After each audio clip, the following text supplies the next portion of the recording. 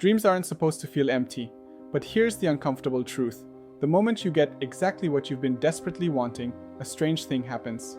The magic disappears, the excitement fades, and you're left asking, is this it?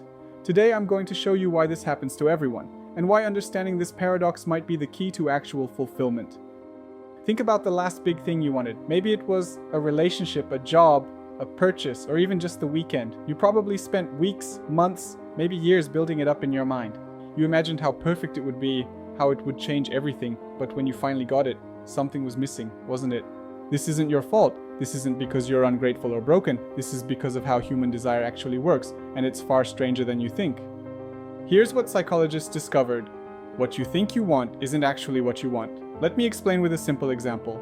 You see someone driving a beautiful car, and you think, I want that car. But here's the thing, you don't actually want the car. You want the feeling you imagine having the car will give you.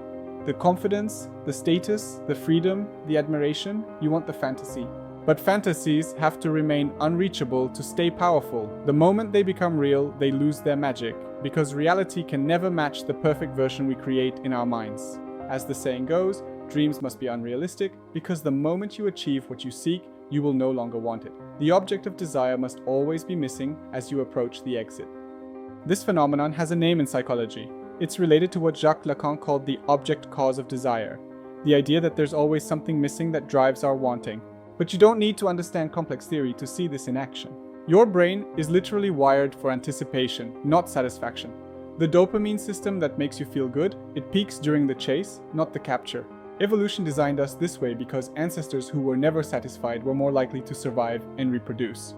Think of it like this. You're not chasing the thing itself, you're chasing the idea of the thing. And ideas can be perfect in ways reality never can be. Let's look at how this plays out in real life. Love and relationships. You spend months imagining the perfect relationship, but the moment you're in one, you start noticing flaws. The person who seemed perfect when unattainable becomes ordinary when available. Be careful what you wish for, not because it won't come true, but because once it does, you're doomed to no longer want it.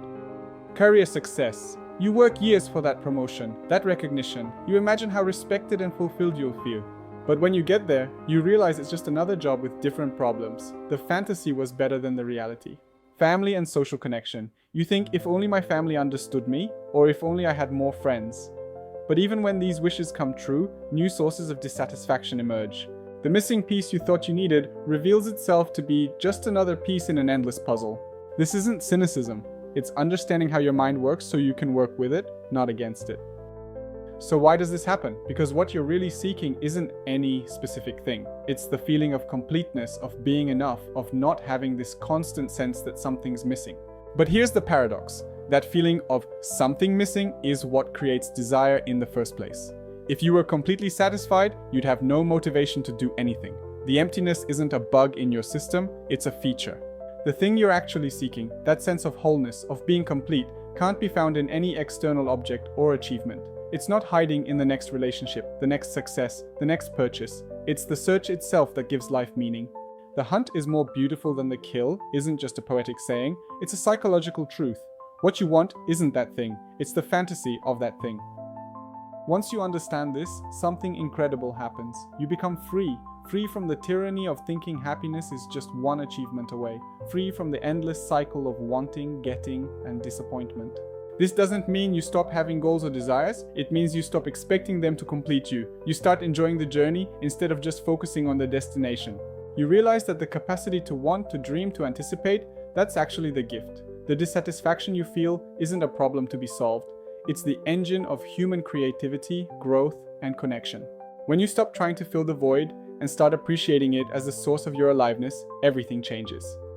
So what do you do with this knowledge? Start noticing when you're chasing fantasies instead of engaging with reality. Ask yourself, am I wanting this thing, or am I wanting the feeling I think this thing will give me? Practice gratitude not as a happiness hack, but as a way of seeing what's actually here instead of what's missing. And remember, the fact that you can never be completely satisfied isn't your failure, it's your humanity. The paradox of desire isn't something to overcome, it's something to dance with. If this resonated with you, let me know in the comments what desire or achievement left you feeling empty. You're not alone in this experience, it's literally how humans are wired. And if you want more deep dives into the psychology behind how we actually work, subscribe and turn on notifications. Understanding yourself is the first step to working with your mind instead of against it.